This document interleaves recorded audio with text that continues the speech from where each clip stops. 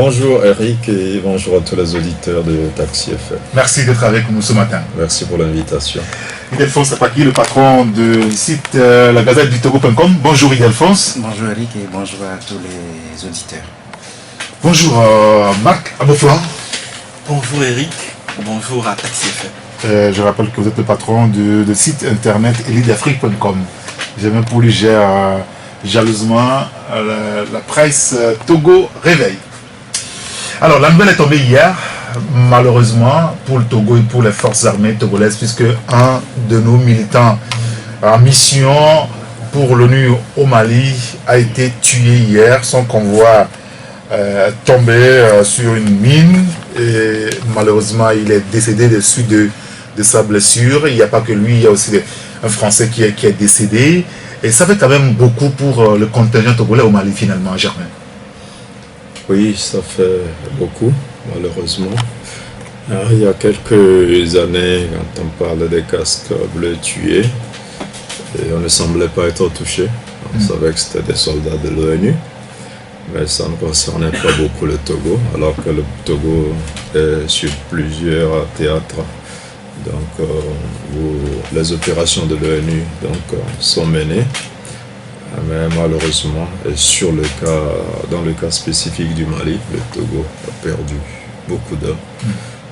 C'est vrai que ce pas des militaires qui sont là sous la bannière du Togo, c'est sous la bannière des Nations Unies.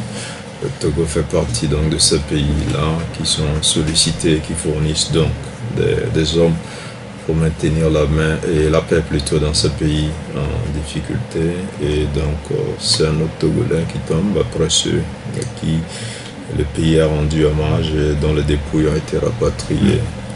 Donc, dans une grande tristesse, on va donc assister à un autre rapatriement et on ne peut que le déplorer. Mais je crois que nous sommes engagés et donc dans une démarche mondiale. Et le rôle de l'ONU, c'est d'abord de maintenir la paix. Et pour qu'il y ait la paix, il faut pouvoir aussi combattre la guerre. Et c'est pour cela que les Togolais se sont retrouvés sur ce front-là. Et ils ont perdu la vie.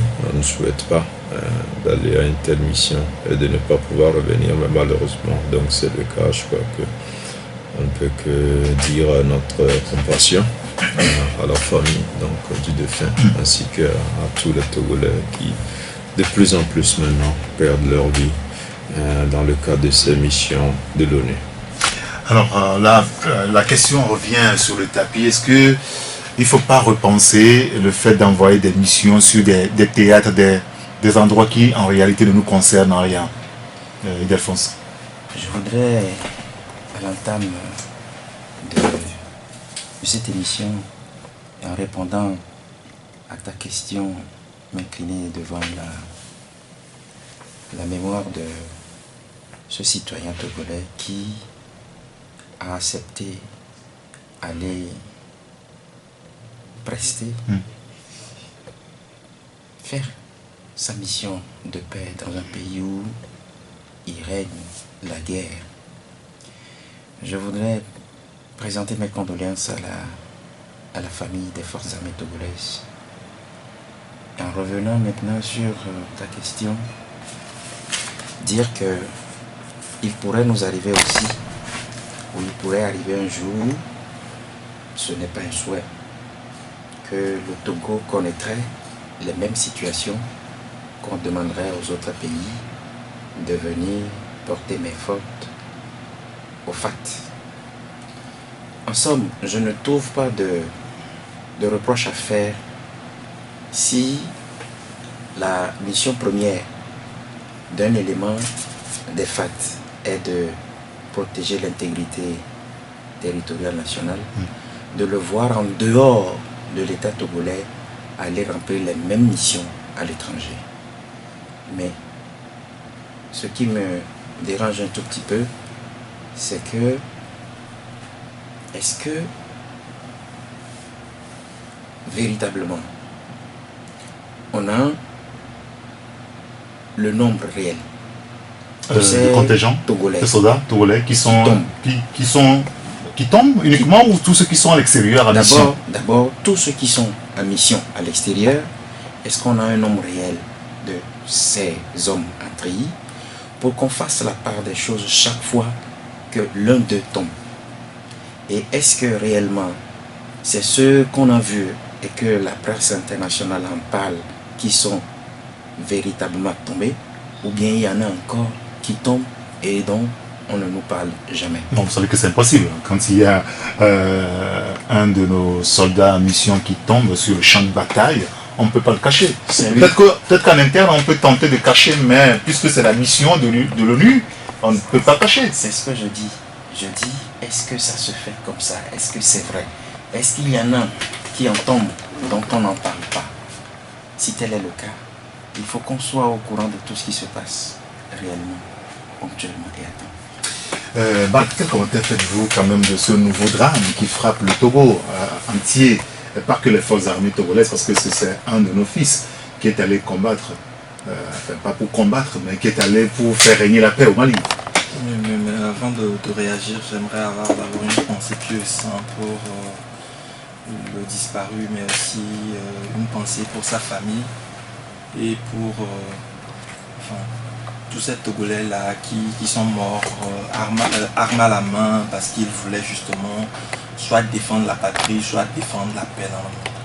Et souligner qu'il est très important dans un contexte de globalisation que le Togo quand même puisse engager les forces dans des conflits, surtout celles qui nous sont pas trop loin, comme le Mali, où il est important de maintenir la paix parce que, comme dit l'adage, quand la case de votre voisin brûle, vous devez faire attention parce qu'à tout moment ça peut venir chez vous. Et au-delà, souligner qu'il est important aussi qu'on prenne des mesures par rapport à tout ce qui se passe aujourd'hui, qu'on prenne véritablement des mesures pour permettre d'éviter ça au maximum. Il est vrai qu'en prêtant serment et en allant à l'armée, les gens s'attendent à ce qu'un jour ils puissent finir comme ça, il est vrai. Mais qu'on prenne toutes les mesures de prévention en amont pour que ce genre d'incident advienne le moins possible. On a écouté des discours du genre, écoutez, ce sont des militaires, ils sont allés sur un champ de bataille, ils savent que bon, soit ils reviennent vivants, soit ils meurent sur le champ de bataille, et que donc en conséquence, on ne peut pas se mouvoir outre mesure. Enfin, pour nous autres, moi qui suis chrétien surtout, quand une personne meurt, qu'il soit militaire, qu'il soit même bourreau, ça émeut toujours. Et donc il n'y a pas de raison de dire que parce qu'il a prêté serment, il est vrai que parce qu'étant militaire, cette personne-là déjà savait ce à quoi il s'attendait avant de s'engager. Mais au-delà, chaque personne qui décède, chaque citoyen togolais, chaque compatriote qui décède, quelle que soit la raison, quel que soit l'engagement qu'il a pris, je pense que c'est une perte pour la nation tout entière. Très bien. Je ne sais pas si Germain veut faire un commentaire autour. Non, je crois que c'est des gens qui ont choisi un métier assez difficile. Et quand ils partent à la guerre ou quand ils sont sur des missions comme au Mali, c'est pas évident qu'ils reviennent. Et ils le savent en y allant. J'ai eu une fois l'occasion d'assister à des cérémonies de passation à l'état-major. Et j'ai vu plusieurs militaires, c'est d'ailleurs ceux qui partaient à la retraite, remercier le Seigneur d'avoir fini leur carrière sans avoir eu donc à subir soit la mort ou d'autres violences et autres. Et donc je crois qu'ils sont conscients de ce danger permanent-là qui est lié à leur travail. Même la sécurité intérieure aujourd'hui avec les voleurs armés et tout ça, les policiers, les gendarmes, c'est pas évident d'être gendarme ou policier et d'être livré en envoi régulièrement qui subissent donc la riposte ou les attaques des voleurs et tout ça, sans parler des terroristes et autres menaces liées donc à la sécurité. Donc c'est un travail assez particulier. Mais est-ce qu'il n'y a pas un autre moyen pour arrêter tout ça? Mais il faut que ça s'arrête là. Ils tuent des militaires sur des théâtres. Oui, en fait, au Mali, ce qui s'est passé, ce n'est pas que ces militaires étaient en guerre, c'est même pas sur un champ de bataille. On dit que c'est un attentat contre leur convoi Donc c'est un attentat. Et il lutte avec un ennemi qui n'est pas visible. Ce n'est pas des gens qui sont regroupés dans un camp où il y a un front de guerre où on se tire dessus pour voir qui est gagnant, mais c'est des gens qui disparaissent, qui apparaissent. C'est à peu près où les localiser par moment, mais c'est pas évident. C'est pas une guerre conventionnelle où on peut croire que les djihadistes sont plus forts que les militaires, non. Ce sont des gens d'abord qui sont prêts à mourir, ce qui n'est pas le cas du militaire, il va pas pour se sacrifier, pour gagner. Le djihadiste, quand il vient, il peut même se faire exploser en espérant tuer au moins une personne en plus de lui, ou peut-être un peu plus. C'est une victoire pour lui quand il est arrivé. Donc face à des gens comme ça, c'est pas facile de faire la guerre. Maintenant, est-ce qu'on peut faire les choses autrement? Oui, il faut travailler dans le sens de la paix dans le pays, pour consolider les dialogues entre les peuples. Il faut lutter contre la pauvreté, il faut combattre les injustices, il faut faire la promotion de la démocratie et tout ça. Ce sont quand même des valeurs qui peuvent permettre d'atténuer, mais il y a toujours des intérêts, des ambitions personnelles qui feront que des gens se lèveront contre l'autorité ou contre une partie du pays pour espérer conquérir le pays. Donc il y en aura, mais il faut aussi saluer l'ONU qui fait un travail. C'est vrai que la mission de l'ONU aujourd'hui est contestée. Parce on a comme l'impression que l'ONU ne protège pas suffisamment. Oui, ils ne combattent pas et on le leur reproche, surtout même en Centrafrique aujourd'hui que les Français sont partis. Oui. Les populations s'inquiètent parce qu'ils savent que les missions de l'ONU, ce n'est pas tellement de se mêler des combats, mais c'est de... Et même les réfugiés parfois ne sont pas protégés. Il y a des fois où l'ONU reconnaît qu'elle n'a pas pu protéger comme il faut certaines populations vulnérables. Et donc le mandat, est-ce qu'il peut être revu, permettre aux troupes de l'ONU une fois sur le terrain de pouvoir combattre normalement et d'attaquer et défendre comme dans le cadre des coopérations militaires qu'il y a entre les États. Peut-être qu'on évoluera un jour vers là, ce qui permettra peut-être aux militaires de l'ONU de ne pas être là un peu statique, un peu plus exposé que les autres. Oui, un autre mot encore aujourd'hui. Ça fait deux. Moi, ce qui me dérange dans cette affaire, c'est que au même moment, la communauté internationale dit qu'elle se bat pour mettre fin aux guerres. Dans le même temps, c'est la même communauté internationale qui est complice de ce qui se passe. Parce que quand vous prenez ces pays, je crois savoir que le Mali n'est pas un pays dans lequel on fabrique les armes. Et comme Germain vient de le dire, les djihadistes, c'est une nébuleuse. Quand on sait que c'est une nébuleuse, on ne les voit pas, on ne les trouve pas. Où est-ce qu'ils trouvent ces armes-là, ces armes de guerre Non, est-ce qu'il faut refaire ce débat-là? Non, moi je pose... Vous avez posé le problème, parce que ceux qui ont été tués parce qu'ils ont été attaqués par des hommes qui ont des armes. Où est-ce qu'ils ont trouvé ces armes-là?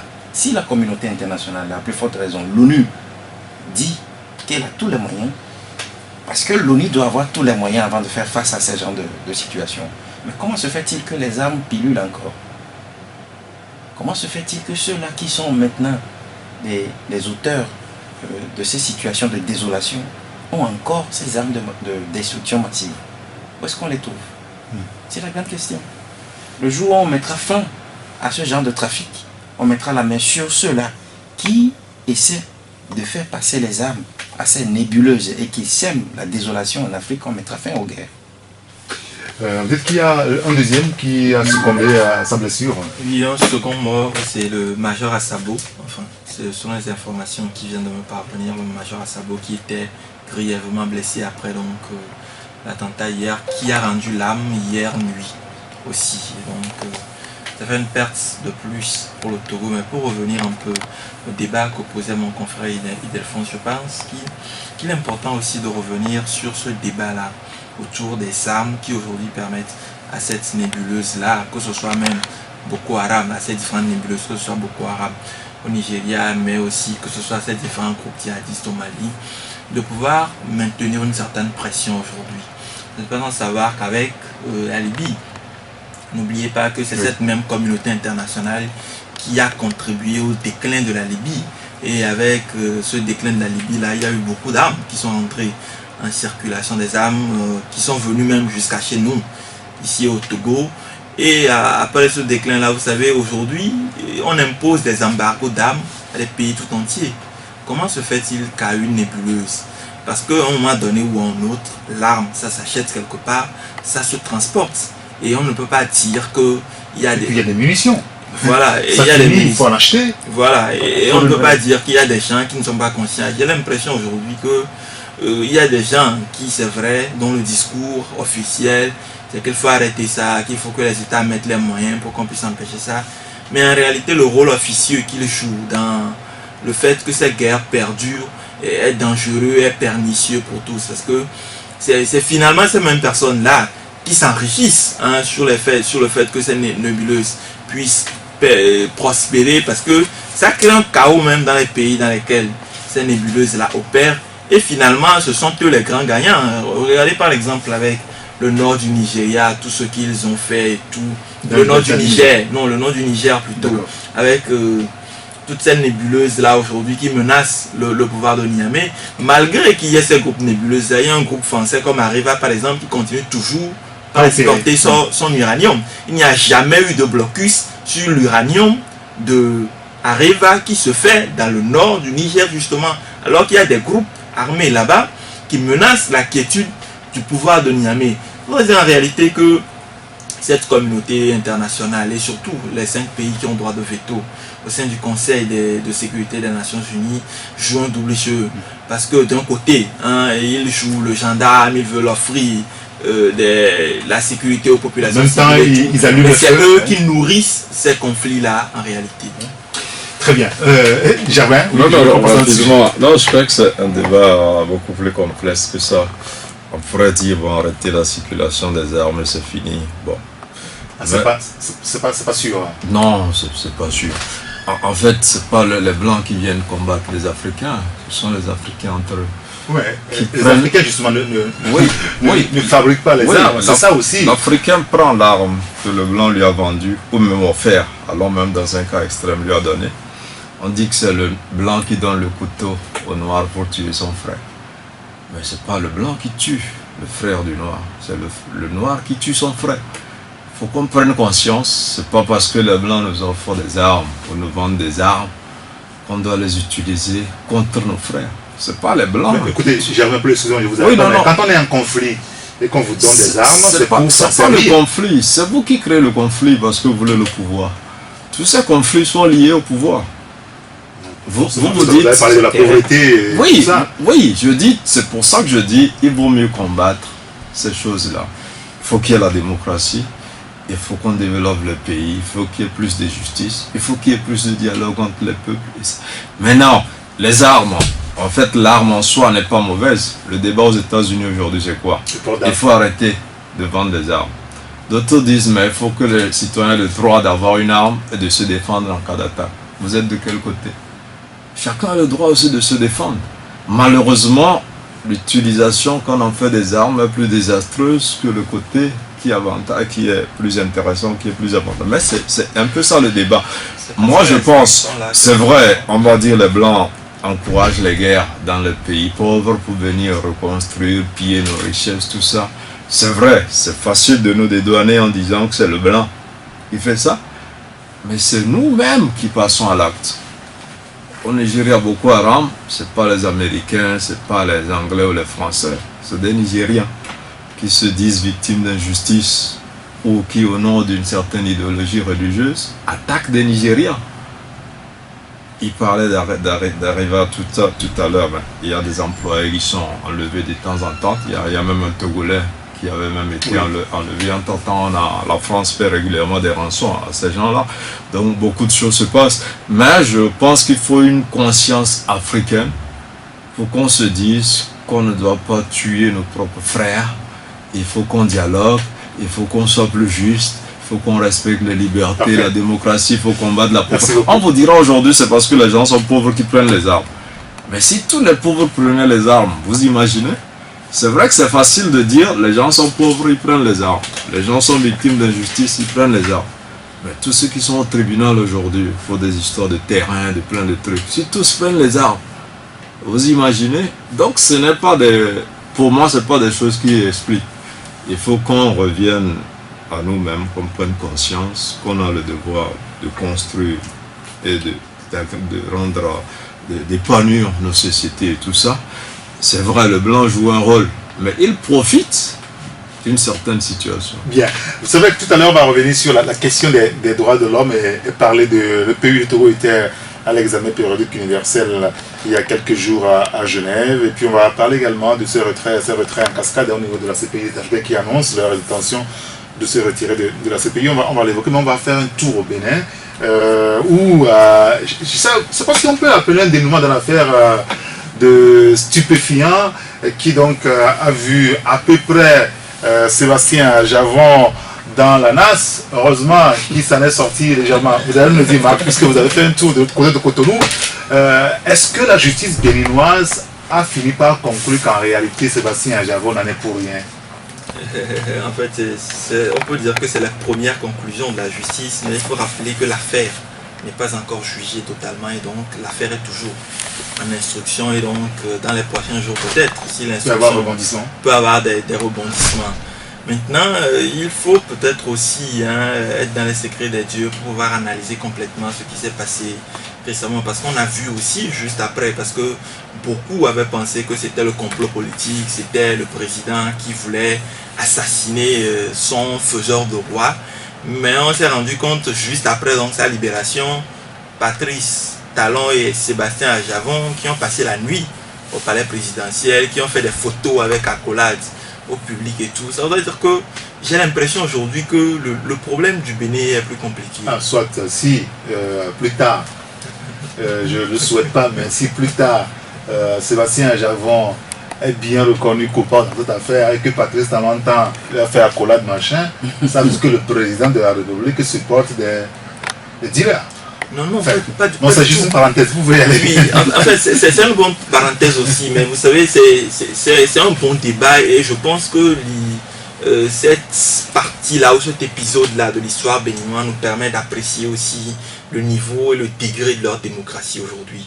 Dans la mesure où, quoi qu'on dise aujourd'hui, vous savez, l'affaire avec toutes les contorsions qu'il y a eu pour pouvoir amener donc cette affaire au procès, là, il n'y a pas eu d'immixtion de l'exécutif dans la décision parce que après ce qu'on a vu à la sortie de Sébastien Javon, parce que beaucoup au début pensaient que le président Talon avait lâché Sébastien Javon et tout, donc on se disait que dans la stricte réalité c'était la rupture consommée entre les deux hommes, mais si les deux hommes ont pu être ensemble, ça voudrait dire qu'à un moment donné ou un autre, Talon a suivi de très près ce qui s'est passé à la justice, mais en tant que premier, en tant qu'exécutif, il n'a pas voulu s'immiscer dedans et qu'il a laissé la justice faire son travail. Je pense que de toute cette, de tout ce feuilleton-là, c'est la première leçon essentielle que je retiens, c'est que le Bénin est arrivé à un niveau aujourd'hui donné où l'exécutif peut se départir de manière raisonnable du judiciaire. Je pense que pour construire une véritable démocratie, c'est très très très important.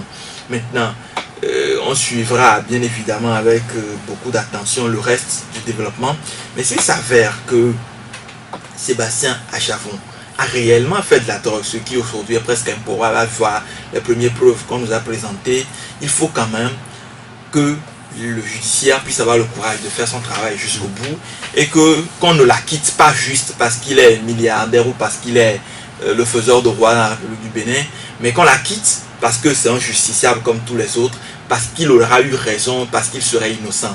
Et si on vient le condamner, qu'on ne le condamne pas aussi parce que c'est un assassinat politique, parce qu'il serait devenu trop gênant pour quelqu'un, mais qu'on le condamne parce que en réalité, il est condamnable, en réalité, il est coupable. D'accord. Comme le confrère Forum de la Semaine ce matin l'écrivait, que les Béninois aujourd'hui sont unanimes et fiers de leur justice. Et dénonce d'ailleurs un complot grossier truffé d'amateurisme et d'incompétence notoire. Est-ce qu'on peut évoquer la justice béninoise? C'est vrai qu'au tout au début de cette affaire, ou au début de cette affaire, Sébastien dit « J'ai confiance à la justice béninoise ». Je crois que ce n'est pas la première fois que la justice béninoise s'illustre de la sorte. Il y a l'affaire Même dans le dans le dossier d'empoisonnement de l'ancien président, vous avez vu comment les juges béninois se sont illustrés. C'est-à-dire que ce n'est pas comme chez nous ici.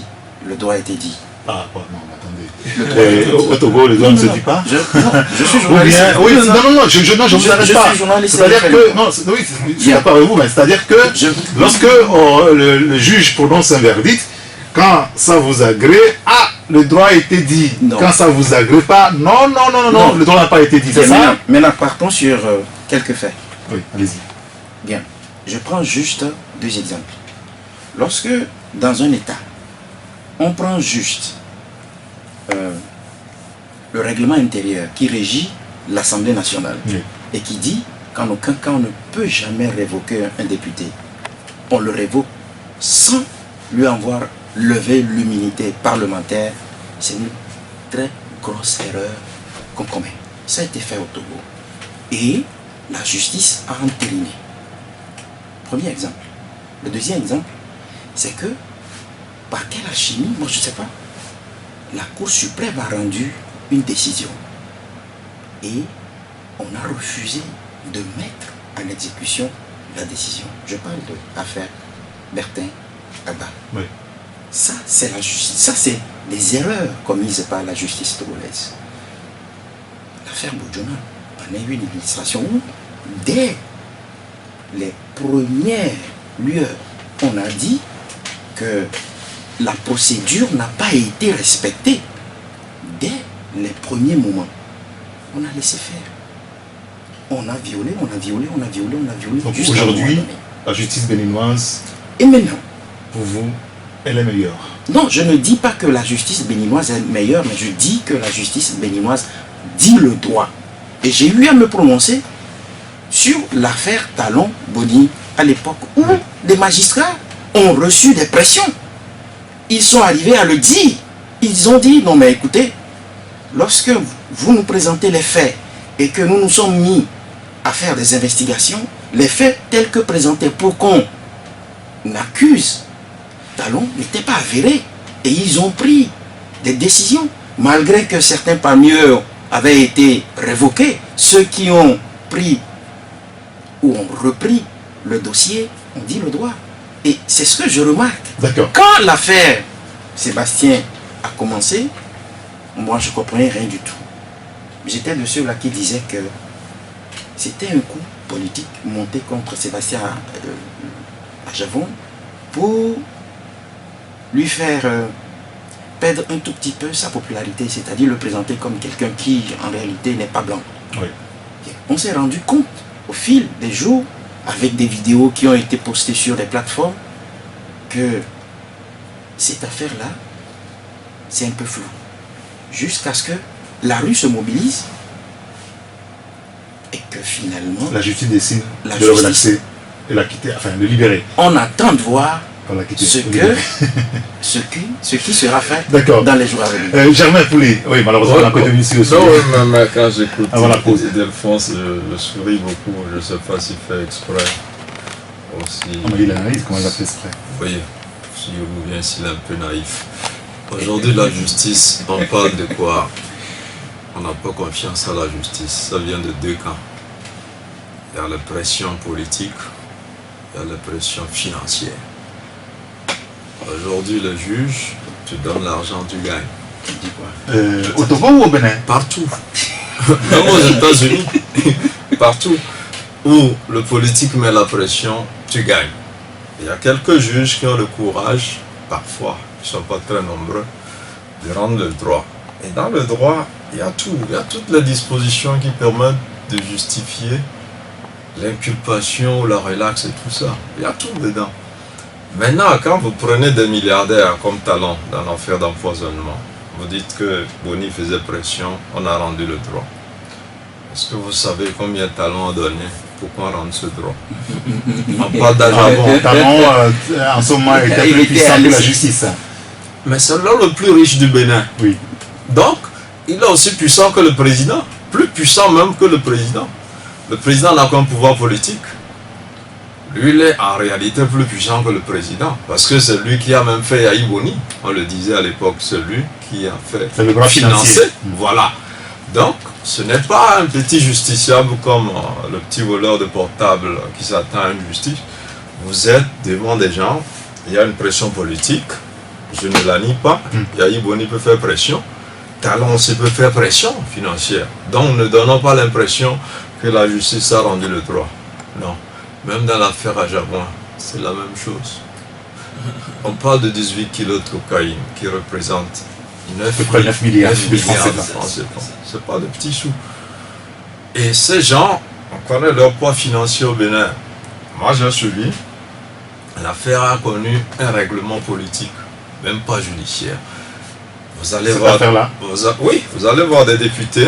Je ne veux pas vous arrêter. Vous allez voir des maires, vous allez continuer après. On va marquer une pause. Voilà. On va marquer une pause. Juste après, je vous donnerai la parole pour terminer. On va passer à notre sujet. Idelphonse Akwaki, le patron du site la Gazette du Togo.com. Marc Abouflan, le patron du site eliteafrique.com. Et puis Germain Pouli, le patron du journal Togo Réveil. Germain, on évoquait la situation au Bénin avec Ajavon. Vous devez terminer. Oui, non, je parlais un peu de cette pression menée sur la justice pour dire qu'elle n'est pas seulement d'ordre politique, elle est d'ordre financier et quand des milliardaires ou des multimillionnaires sont dans des affaires, ou même certains pauvres sur des affaires juteuses, n'hésitent pas donc à corrompre la justice. Donc c'est la même pression. Maintenant, il y a aussi que dans la sous-région, il y a une lutte généralisée contre les trafiquants de drogue. On en a connu un peu ici au Togo. Plusieurs ont été arrêtés. Dans des pays comme la Guinée aussi, où on essaie d'assainir les choses. Le Bénin reste aussi l'une des plaques tournantes de la drogue. Je ne dis pas qu'Ajavon fait de la drogue, mais je veux dire que les autorités peuvent également se lancer dans une lutte. Ça peut être une alerte pour dire à ceux qui opéraient dans l'impunité totale au Bénin que les choses sont en train de changer sous le régime Talon. D'accord, on verra comment tout cela va évoluer. Ça, c'est la situation au Bénin avec Sébastien Ajavon, qui a été relaxé le vendredi dernier par la justice béninoise et met l'affaire sur son cours. Revenons au Togo pour évoquer la situation au niveau du CAR. Un petit peu parce que bon, on peut pour l'instant le lier au CAR. Maître Apévon qui était en mission parlementaire est rentré. C'était hier. Et on a vu à peu près ce qui s'est passé au niveau de l'aéroport. Général Niassine Biadema jusqu'à l'hôtel, non, au terrain, qui n'est pas trop loin de sa maison au niveau de Cito aéroport. Alors, il se pose beaucoup de questions. Apévon va-t-il faire de la résistance pour reprendre le parti, le CAR, ou va-t-il laisser le CAR à Maître Agboibo et ses amis et aller créer son propre parti politique? Idelphonse. Je n'étais pas à l'aéroport ni au domicile de Maître Apévon hier, mais les images qu'on m'a ramenées et que j'ai passé toute la nuit à visualiser me font croire que ce qui s'est passé il y a quelques semaines à l'hôtel Muguet n'a été qu'une plaisanterie. Plaisanterie? Oui, parce que non. ici, il y a des gens qui ont pris leurs responsabilités peut-être. J'ai demandé à l'époque si la coordination qui a installé l'actuel bureau intérimaire avait, en nous référant au statut du cas, avait ce pouvoir-là de le faire. Et à l'époque, je me suis dit, vous ne pouvez pas dire que la tête ne vit plus et que les deux membres sont en train de mouvoir. Vous dites que le mandat de Maître Apévon est arrivé à expiration. Tu n'as parlé des statuts qui étaient devenus un peu caducs. Et dans le même temps, vous dites que vous avez encore ce pouvoir, alors que c'est le bureau là qui vous a installé. Et c'était l'imbroglio qu'il y avait au niveau de ce comité-là, de cette coordination-là. Maintenant, quand moi j'ai écouté Maître Apévon hier, j'ai reconnu que c'est quelqu'un qui ne voulait pas faire la résistance. J'ai écouté avec mes deux petites oreilles là, et c'est comme, il semblerait dire, puisque je ne suis pas maître à Pévon, il faut tourner le regard ailleurs, parce que ce qui importe aujourd'hui, c'est la situation du Togo, et c'est la situation que vivent les Togolais. Ce n'est pas ça, là. Ce n'est pas la situation qu'ils ont créée qui importe à lui. Juste pour dire, puisque lui-même il a dit, je prends acte de ce qui a été fait. C'est clair, Marc, que Apevon, dont on dit qu'il a déjà son nouveau parti politique, c'est clair qu'il va se consacrer à cela et ne pas faire de la résistance. En même temps, beaucoup se sont interrogés par rapport à ce qui s'est passé hier à l'aéroport. Peut-être un retour triomphal. On se dit, mais à quoi est-ce que cela rime? Non, en fait, vous savez, vu la manière dont même les gars qui s'étaient réunis à la Mugette la dernière fois ont procédé, ça semble être un peu du hold-up qu'on a fait ou un putsch qu'on a fait.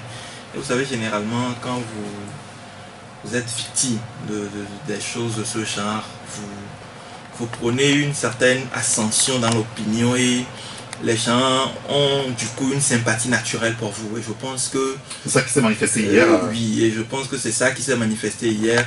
À Pévon aujourd'hui, quand on dit bénéficier d'une aura. Et puis, pour moi, je pense que c'était aussi une sorte de démonstration de force de ces partisans-là. Parce que ceux à la Mugette ont voulu mettre en avant le fait qu'ils avaient beaucoup plus de partisans, qu'ils ont pu faire déplacer toutes les délégations. Et donc, à Pévon n'étant pas au territoire, quand ce qui s'est passé à la Mugette s'est passé, le reste du groupe, enfin, les autres partisans du CAR et donc qui sont restés fidèles à Apevon voulaient aussi de leur côté démontrer qu'ils avaient une certaine puissance encore ou qu'ils étaient suffisants en nombre pour porter leur héros. Et je pense que c'est ce qui s'est réellement passé hier. Je pense que c'est réussi aussi. Mais juste que moi, cette crise au CAR, on l'a beaucoup commenté. Oui. Et moi, ça ne m'intéresse plus dans la mesure où j'ai l'impression que notre opposition, on passe du temps à divaguer, à discuter sur ces boutiques-là qui en réalité ne font pas ou ne sont pas essentiels pour moi, pour les Togolais. Parce que ce dont nous avons besoin en réalité aujourd'hui, c'est d'avoir une opposition forte, unie, qui puisse faire face au pouvoir. Parce qu'on a l'impression que face au pouvoir répété, unir aujourd'hui, c'est un terrain vierge. Il n'y a personne en face qui se dresse pour mettre la pression. Il y a un rapport de force zéro. Maintenant, si on a ce rapport de force déficitaire et qu'on doit passer tout notre temps à discuter, à faire les petites querelles intestines, je pense que notre opposition a encore du temps devant lui pour se relever et le pouvoir a encore de beaux jours devant lui. Germain Pouli, ce qu'on a vu hier avec le retour triomphal entre guillemets de Maître Apevon, le témoignage que la scission est bien réelle au niveau du CAR, que Agbouibo et Apevon ont réussi à mettre le CAR un petit peu en danger. Bon, je dois me dire si c'est réel, mais bon, en tout cas, les deux hommes ont réussi à fondre le CAR en deux. Bon, je crois que Agbouibo s'est très peu prononcé depuis le début de cette crise. Mais il y a beaucoup de personnes qui se prononcent en son nom quand même. Hein? Voilà, oui. Donc, on ne peut pas dire s'il a réussi, quelles sont ses intentions et tout ça. Donc, on ne peut pas. Par contre, le camp d'Apevon a beaucoup communiqué. Et moi, je pense que c'est un 2 février que Apevon a organisé hier. On se rappelle des Adema quand il est revenu. Et c'est une méthode qu'on emprunte au RPT. C'est bien dommage parce que tout ça relève pour moi de la comédie. Parce que on ne peut pas comparer une foule de militants à des représentants des fédérations. Donc ce qui s'est passé à la réunion du CAR, c'est pas ouvert à tous les militants. Donc si les militants pro-Agbouibo Guillaume sortaient dans la rue, tout ça on a vu déjà au Togo. L'ANC nous a montré plein de foules dans les rues. Mais c'est dans les urnes que tout ça se joue. Pour moi, c'est encore de la comédie, c'est pas important. Mais ce que moi je reprocherais à Apevon, c'est de n'avoir pas facilité l'alternance au CAR. La première des choses, c'est quoi? C'est vrai, Maître Agbouibo a fait 16 ans au CAR, au moment où le président fondateur se croyait éternel. Il fait partie des tout premiers à quitter la direction du CAR. Apevon en avait pour 4 ans. En 2012, il devait faire un congrès Aujourd'hui, on en a fait 8. électif. Même s'il l'avait fait en 2012, probablement qu'on l'aurait reconduit. Peut-être c'est pour ça qu'il ne l'a pas fait. Mais en 2016, il boucle les 2 mandats. Il doit faire. Il dit non. Aguiva veut reprendre le contrôle du cas. Aguiva veut remettre quelqu'un qu'il va contrôler. On dit même qu'il veut même remettre son fils et tout ça. On dit que c'est pas à Pévon d'organiser le congrès, c'est un comité directeur. Mais c'est lui qui préside ce comité-là. C'est lui qui réunit les gens. Mais venez, on va préparer le congrès. Il n'a pas fait. Même si Aguiva soutient une candidature, lui en tant que président sortant, il peut aussi soutenir quelqu'un. Et puisqu'on dit qu'il a une aura aujourd'hui, il peut aussi la mettre en valeur s'il est majorité dans le parti, pour que lui, son candidat, parte à partir du moment où lui ne sera plus président. Il peut positionner quelqu'un s'il le souhaite. Ils n'ont pas voulu de ce jeu démocratique. Ils ont préféré porter l'affaire sur les médias, comme s'il appartenait aux médias de donner raison à l'un ou à l'autre. Ils sont passés carrément à côté de l'essentiel. Je crois que c'était une stratégie assez huilée du côté d'Apévan, peut-être pour se faire victime dans cette affaire, en oubliant l'essentiel, c'est qu'il devait passer la main à quelqu'un après 8 ans. Aujourd'hui, est-ce que, comme Marc l'a dit, Apévan et ses partisans ne sont pas en train de conjuguer le quart au passé? Ils pensent à faire autre chose carrément aujourd'hui? Non, de toute façon, il paraît même que tout est déjà fait, les statuts et tout ça, tous les bureaux et tout ça du nouveau parti d'Apévan, tout est fait. Sauf que le nom n'est pas tout à fait connu et que ça ne tardera pas à sortir. Tout le monde peut quitter le parti et créer son parti. Ça, Dimon aurait l'a fait à l'UFC qui restait après le départ de l'ANC encore. Tout le monde. Demain, quelqu'un aussi peut quitter encore du quart qui reste. Il faut créer un autre parti, comme quelqu'un peut quitter du nouveau parti. Là, il faut créer notre parti. C'est pas interdit. Maintenant, qu'est-ce que les gens recherchent en créant des partis? Est-ce que c'est une visibilité personnelle ou c'est la conquête du pouvoir? Si c'est la conquête du pouvoir, je suis désolé. C'est pas en réduisant ses forces qu'on va conquérir le pouvoir. Mais si ça pourrait être visible sur le terrain, pour dire moi si je vais être président d'un parti, on ne peut pas forcer les gens à être ensemble. Quand on parle de l'union de l'opposition, non, la bataille sur ce coup aussi, c'est ce que je dis. n'est pas gagné d'avance. C'est ce que je dis. L'ANC est sortie de l'UFC. Ça a contribué à anéantir la principale force de l'opposition. Aujourd'hui, l'ANC est la plus importante dans l'opposition, mais une opposition plus affaiblie qu'elle ne l'était au temps de l'UFC. Aujourd'hui, Apévan sort du quart pour créer peut-être un parti plus fort que le quart, ce dont j'en doute d'ailleurs. Mais même s'il arrivait à le faire, ça sera un parti plus faible que le quart qui était avant, et même les deux réunis. Donc, tout ça contribue à affaiblir l'opposition. L'opposition n'est pas obligée de s'unir. Moi, je crois que les gens aujourd'hui veulent exister par eux-mêmes. Créer des partis, être des leaders, parler, exister dans l'opinion, peut-être gagner quelque chose en parallèle, je n'en sais rien. Mais ce n'est pas la conséquence, bon, c'est pas la conquête du Qu'est-ce qu'on peut gagner aujourd'hui au Togo en créant des partis politiques? Bon, votre courage, j'en sais pas grand-chose. C'est pour ça que je dis je n'en sais rien. Mais l'impression que j'ai, c'est que les gens veulent exister par eux-mêmes. Ils ne sont pas dans une logique de conquête du pouvoir. C'est-à-dire que les gens veulent dire, moi aussi je veux être leader de quelque chose. Comme je ne peux plus être leader de tel autre, je peux. C'est une association. Vous le verrez même dans toutes les associations. Est-ce que ce n'est pas cela en réalité qui, je veux dire, qui ralentit à peu près le changement que beaucoup souhaitent depuis des années finalement, qu'au niveau de l'opposition, on n'arrive pas à être ensemble, même si on ne va pas s'unir, mais aller dans le même sens pour pouvoir provoquer l'alternance dont on non, depuis quelques années. Ça peut être l'un des éléments. Ça peut être l'un des éléments. Mais je ne sais pas ce qu'on met dans union de l'opposition. Moi, je ne sais pas. Parce que tout parti politique est créé pour la conquête du pouvoir.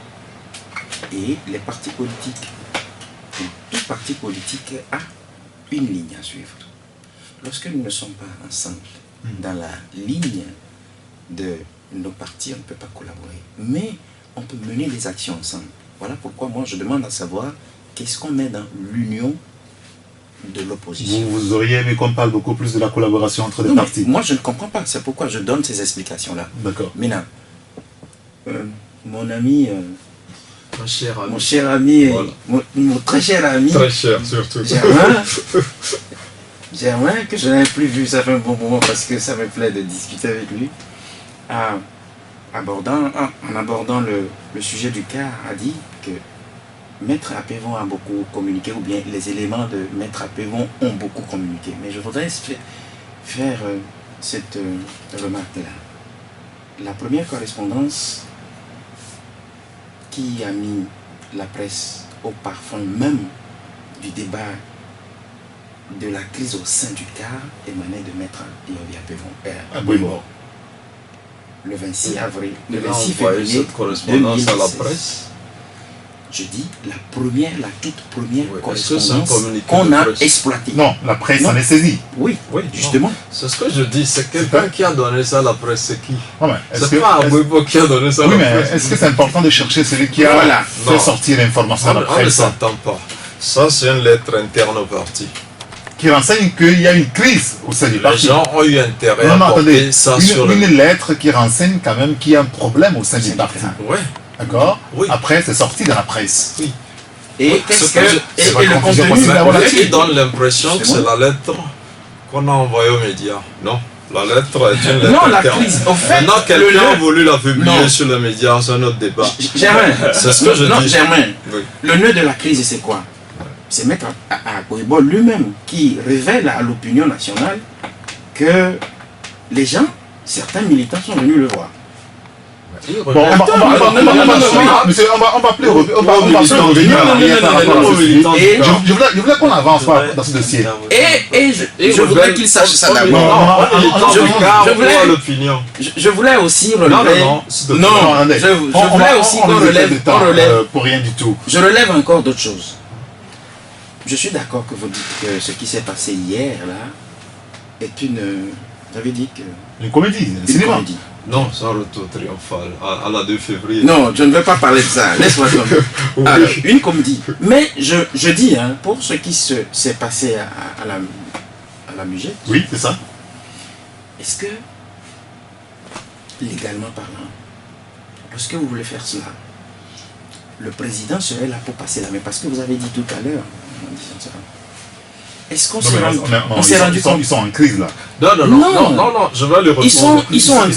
Non, ils sont en crise. Je crois que... Ils sont en Ildefonse, crise. ouais. Est-ce que vous voulez dénouer la crise ou bien vous voulez l'accentuer? Non, Ildefonse. Non, Il faut régler le problème. Non, attends d'abord. Je voulais. Moi, je suis renseigné. Non, jamais Il reste encore une minute. Non, attends une minute. Je vais Allez-y. intervenir sur le sujet. Vous savez, ce qui se passe au CAR est nauséabond. Dans la mesure où, quand vous prenez les deux camps, les hommes à la tête, c'est des juristes, c'est des éminents juristes. Tout à C'est fait. peut-être même les meilleurs, ils font partie des meilleurs juristes De que l'opposition. de notre pays même. Et si ces personnes-là sont incapables d'avoir une interprétation unique, correcte, simple, des tests dont ils se sont dotés eux-mêmes, je pense qu'il y a un problème. Et le problème au CAR aujourd'hui, vous savez, c'est un peu le problème de toute notre position où chacun veut être le faiseur de roi ou veut être le roi. C'est vrai que c'est dommage. Ça effrite cette dynamique-là d'opposition. Pas forcément une dynamique unitaire, comme le soulignait tout à l'heure mon confrère Ildefonse, mais il faudrait quand même que sur des questions d'intérêt national, on puisse sentir que l'opposition, même si elle n'est pas ensemble, puisse porter une seule voix. Aujourd'hui, cette crise au CAR, en tout cas, est en train de détruire tout ce qui peut permettre aujourd'hui de mettre de faire une synergie au sein de notre opposition pour faire face au pouvoir, parce que aujourd'hui l'histoire a démontré que le pouvoir politique au Togo, que le régime en place ne fait de grands pas, ne fait de grandes avancées que quand, enfin sur le plan démocratique, hein, sur le plan politique, que quand il y a de la pression derrière. Bon, Et je suis... très sûr même. Et aujourd'hui, l'opposition n'est pas en mesure de constituer un rapport de force. C'est pourquoi moi je suis triste pour ce qui se passe au sein du CAR, parce que quoi qu'on dise, ils ont réussi à eux tous à décimer le CAR aujourd'hui. Et comme tu l'as souligné entre temps, cher confrère, le quart qui va sortir, ou que ce soit le parti de Maître Apévon, s'il est plus fort, que ce soit le résidu qui va rester à Maître Agbouba, s'il est plus fort, n'aura jamais l'aura que le quart d'ensemble avait. Et ça, je pense que c'est ça en réalité le véritable problème. Parce que quand on doit se préparer à une synergie d'action, on a des responsables politiques qui sont dans des situations de guerre intestine, dans des situations d'autodestruction qui ne permettent pas réellement de proposer au peuple une stratégie gagnante. Alors, je voudrais qu'on avance, qu'on quitte ce sujet-là pour aborder le dernier, puisqu'on n'a que 8 petites minutes maintenant. Nous allons parler de la question des droits de l'homme au Togo. Le Togo, justement, notre pays qui était il y a une semaine à Genève pour répondre à quelques questions sur les droits de l'homme, la manière dont tout cela est géré chez nous au Togo. Le dernier examen périodique universel, c'est comme ça qu'on l'appelle, il y a un rapport provisoire du groupe de travail sur cet examen qui est sorti. Alors on s'est rendu compte que sur les 195 recommandations proposées ou données au Togo, le Togo n'a accepté que 162. Vous comprendrez qu'il y en a, le Togo a dit ça là je ne prends pas, comme le cas de la question de l'homosexualité et tout ça. Le Togo a refusé de prendre ces recommandations et d'y travailler sérieusement.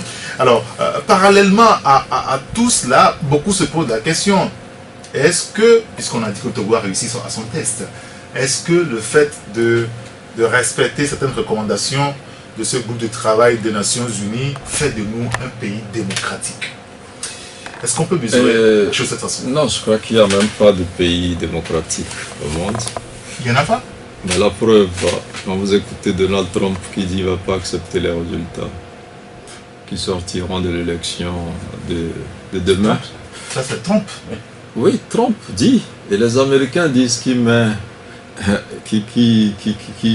discrédite la démocratie américaine. C'est vrai.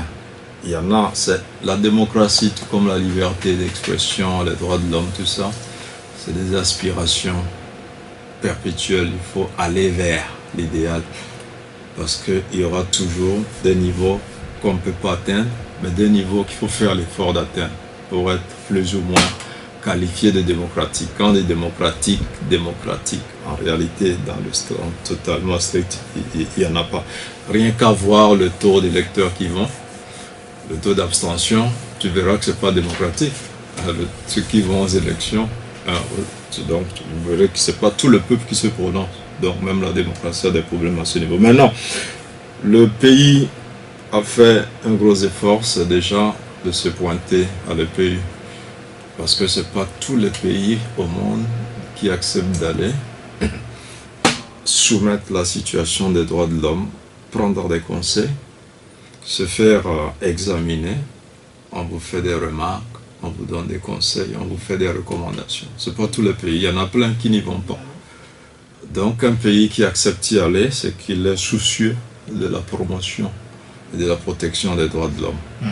Ce qui est déjà bien parti. Maintenant le Togo est parti déjà quelques fois et certaines choses ont été faites, beaucoup de choses aussi n'ont pas été faites. Il y en aura toujours à faire et je crois que s'il y a des recommandations qui ont été faites, le Togo a accepté certaines, il y a des recommandations, il faut des moyens pour le faire aussi. Il y a des recommandations qui exigent des budgets, il y a des recommandations qui viennent uniquement de la volonté politique. Ça, c'est plus facile à faire. Alors, ça dit que aujourd'hui, on dit que le Togo semble être un bon élève. Il avait pris des recommandations avant. Il a réussi quand même à satisfaire ses recommandations. Aujourd'hui, il en prend d'autres finalement.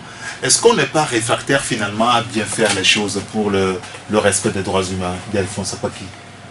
Lorsque vous me posez même la question par rapport aux recommandations, je vous dirais avant d'entrer dans le vif du sujet que les autorités togolaises même ont eu une aversion de ce qui est recommandation. Ah. Oui, c'est ce que je dirais. Alors, vous comprenez aisément maintenant quand on prend ou bien quand on va donner sa langue et quand on ne fait pas, vous ne voyez pas que c'est la même chose? C'est que ce que vous êtes chez vous, c'est ça que vous transportez ailleurs. Et ce que vous prenez, qu'est-ce qui vous oblige à le prendre et à revenir et à refuser de le faire.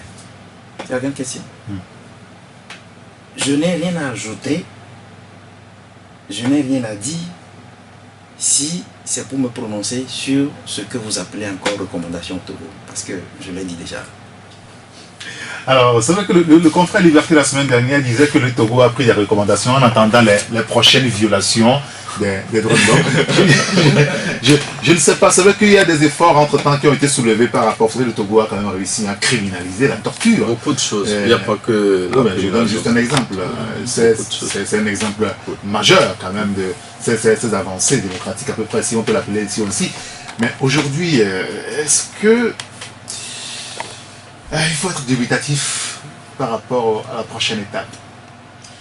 Non, moi je ne suis pas dubitatif quant à la protection des droits de l'homme. Excusez-moi, parce que notre pays a fait des avancées, il faut le reconnaître, a fait des avancées sur beaucoup de plans. Il est vrai encore qu'il y a quelques questions, notamment la question qui moi me tient à cœur dans cette question de protection des droits de l'homme, c'est la question de la justice. Et je pense que c'est un problème fondamental aujourd'hui qu'on va pouvoir régler d'une certaine manière ou d'une autre si on veut réellement avancer. Mais il y a lieu quand même de reconnaître que sur d'abord le fait même d'accepter d'aller se soumettre à ce second examen de l'UP, oui, c'est quand même un pas fait. Et par rapport aux différentes recommandations que les pays ont fait, vous comprenez quand même qu'il y a des avancées. Maintenant, l'autre question, et ça je reviens, je ne sais pas si ça doit s'adresser peut-être à l'opposition, parce que quand le pouvoir passe de tels examens et le réussit, c'est une bonne image pour le régime et tout. Mais il faudrait quand même qu'on documente les cas de violation. Parce que moi j'ai l'impression aujourd'hui qu'il y a beaucoup d'associations de droits de l'homme et tout, qui sont beaucoup plus dans le business. En tout cas, pour ces examens, il y a des associations qui travaillent là-dessus et pour aller à ce genre d'examen, il y a des documentations qui sont apportées. On aura compris qu'après l'examen, plusieurs d'entre elles ont dit ne pas être satisfaites quand même vous savez, beaucoup d'associations documentent parce que la plupart des événements qu'on documente, c'est les événements qui sont vus au sud de tout, c'est des événements connus de la presse, des événements dans l'opinion. Quand vous prenez les rapports, il y a très peu d'associations qui documentent réellement. Quand on parle aujourd'hui de torture, vous voulez dire qu'il n'y a pas de la profondeur dans la documentation, dans le travail qui est fait par beaucoup d'associations. Et moi, je vous dis aujourd'hui, le problème même, c'est qu'au niveau de ces associations droits de l'homme, qui se réclament droits de l'homme et tout, il y en a beaucoup qui produisent un rapport de 12-13 pages parce qu'ils veulent être invités à Genève, parce qu'ils vont faire l'aller-retour, parce qu'ils seront hébergés, logés, tout. Ils ne font pas un travail de qualité. Et c'est aussi ça, parce que quand le gouvernement produit ces rapports, il faut qu'on ait dans la société civile, je pense même dans l'opposition politique, des recommandations ou des contre-rapports profonds, des contre-rapports assez clairs, assez étoffés sur ces questions-là. Ce qui aujourd'hui manquait, j'ai l'impression que depuis qu'on parle de l'UPE, on n'entend qu'un seul de cloche. On n'a pas beaucoup de sons de cloche divergents par rapport au rapport du gouvernement. Prenez le rapport de beaucoup d'associations que moi j'ai lu, ce n'est pas un tantinet très différent par rapport à ce que le gouvernement a fait. Certains ont peut-être relevé que par rapport à la torture, par rapport à Asfito par exemple, puisque c'est la torture qui les intéresse, ils ont relevé quelques cas, le CACIT a relevé par rapport à ces violations, par rapport au non-paiement, à la non-exécution de certains procès qu'ils ont gagnés devant la Cour d'ASEDEO. J'ai l'impression qu'il n'y a pas aujourd'hui d'association de la société civile, d'association droits de l'homme qui a une vision large de tous les indicateurs qui doivent être évalués dans ce rapport-là pour proposer un contre-rapport vraiment efficace par rapport à ce que fait le gouvernement. On n'a qu'une minute. Oui, mais non, je crois que ce que Marc dit, c'est pas tout à fait vrai, parce que l'avant-dernier rapport, il y a un rapport envoyé par les organisations de la société civile devant les examinateurs de l'EPU. Marc n'a pas dit le contraire. Il dit que oui, non, j'en arrive. Il y a un rapport envoyé par le gouvernement. Et moi, j'étais à l'EPU l'avant-dernier. Oui, en 2011. Oui, où les membres de ce conseil ont été satisfaits du fait que les deux rapports coïncident. C'est-à-dire que le rapport, je dis j'y étais, je ne dis pas comment raconter. Je dis ce que je redis. Hein? Tu entends le dire Non, ce que je j'ai dit dis tout à l'heure. oui, je dis non. Ils C'est des étaient... rapports qui se rejoignent. Oui, mais en fait, ça ne se passe pas comme on dit. Non, on a l'impression que c'est un tribunal là-bas, non. Vous allez, c'est comme vous êtes malade, vous exposez vos problèmes. Les gars vous disent, bon, On fait des prescriptions. voilà, ils vous proposent des choses à faire pour améliorer la situation. Ce n'est que ça. Et quand il parlait des recommandations, il donnait l'impression que c'est comme on dicte des choses au Togo. Non, on vous propose. Nous pensons que si vous faites ça, ça va améliorer la situation. Le Togo dit oui, nous allons faire ça. Mais il y a d'autres, comme je le disais, il suffit d'une simple volonté politique. Par exemple, incriminer la torture. Il faut voter, il faut un projet de loi, ça a été fait, l'Assemblée a voté, et même la prescription a été rectifiée, tout ça, c'est une bonne chose. Maintenant, si on vous dit construisez des prisons pour désengorger les prisons, il faut des moyens. Si on vous dit donner 3 repas par jour aux prisonniers, il faut des moyens. Si on vous dit apporter une assistance à ceux qui sont en détention préventive et tout ça, assistance judiciaire et tout ça, il faut des moyens. D'accord, merci. Donc, il y a la modernisation de la justice. Il faut des moyens. L'Union européenne aujourd'hui accompagne. Il y a eu beaucoup de moyens qui ont été quand même... Oui, et il y a eu des avancées. Il y a eu des avancées. Merci beaucoup, Germain. On va devoir s'arrêter ici pour aujourd'hui. Merci beaucoup. Ce que je veux dire, les associations font leur boulot. C'est vrai qu'ils demandent de l'argent. Ils ne le font pas bien, Non, c'est ce que je dis. moi je suis aussi d'accord qu'ils réclament l'argent que, par exemple, si la CEDEAO a condamné l'État à payer à des gens. Par exemple, Si ce n'est pas payé, c'est dans leur droit de dire que ce n'est pas payé. Il faut qu'ils réclament ça. Germain, merci Ildefonse Paki. Merci Eric. Je rappelle que vous êtes le patron du site La Gazette du Togo. Merci beaucoup Marc Aboflan. C'est toujours un plaisir. Vous êtes le patron du site eliteafrique.com et puis Germain Pouli, le patron du journal Togo Réveil. Merci pour l'invitation. Merci à Jack Prosper qui a assuré la réalisation. Appelez-moi Eric Gatton. On se retrouve demain à 11h pour un nouveau numéro de Taxi Presse sur Taxi FM. A très bientôt. Au revoir.